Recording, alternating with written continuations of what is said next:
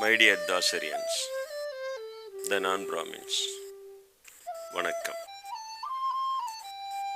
Be proud to be Shudras, since your ancestors earned this title not because they were born as a low caste as described by the evil Varnashrama theory, but because they found the formulae, the Shudras, to reach God. Let us see what Krishna, Kannapiran in Tamil, the very great Sutradhari, says in his sutra, the Sankhya Yogam. Sankhya Yogam. In a sense, the first one singing the word Jnanam was Annamalai and Unnamalai Amman. Then by their grace, the Gita was received and various clarities about the wisdom were achieved by me. Those who are depressed can learn Sankhya Yogam and get a new remedy.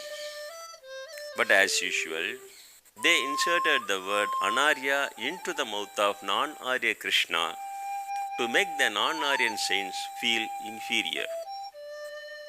If the Dasarians were not 1,000 times more careful when they read the Hindu text, they would fall into psychological intrigue, supposing that the Brahmins were superior to the non-Brahmins. Even if they leave it without studying, they lose their worth.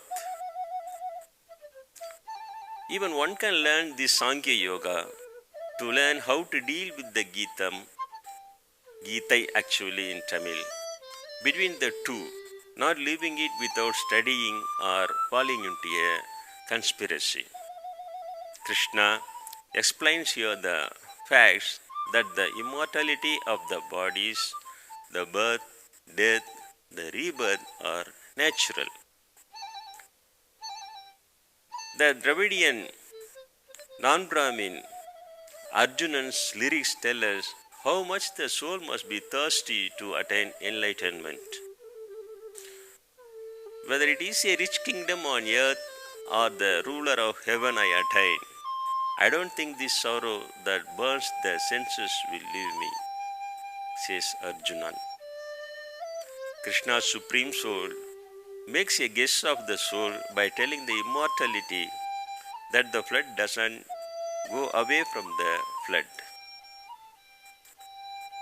Kannapiran instructs him to attain that immortal state of the soul, standing the path of righteousness, not running behind the worldly gains.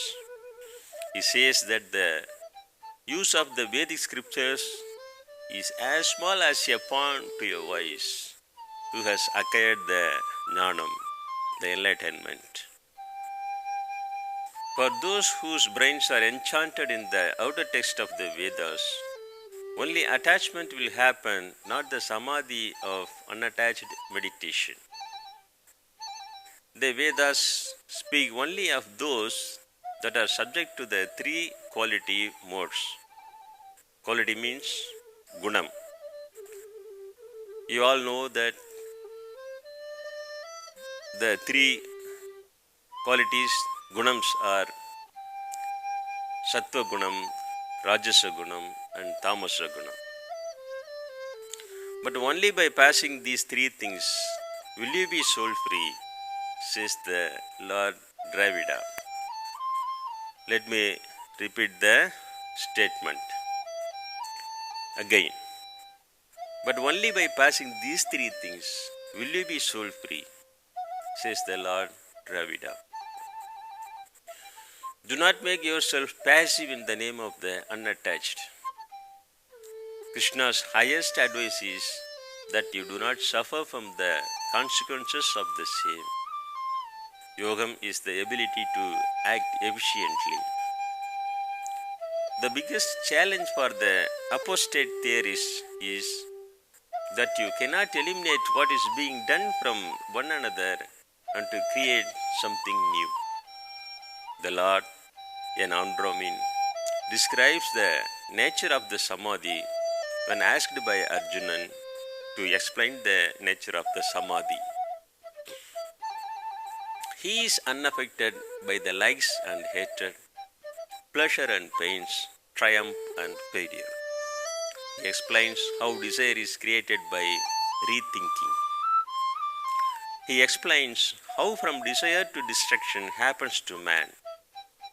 Fear by desire, indignation by fear, destruction of mind by indignation, destruction of intellect by destruction of mind, and man is destroyed by destruction of intellect. I don't know if anyone else has explained like this. God says that man should attain nirvana. He who cannot wander behind the sense pleasures, but whoever can control the false insight is awakened. And he can attain the nakedness of God if he sleeps in the worldly desires that others are awakened, and awakened in the knowledge in which the others sleep. Om Nandri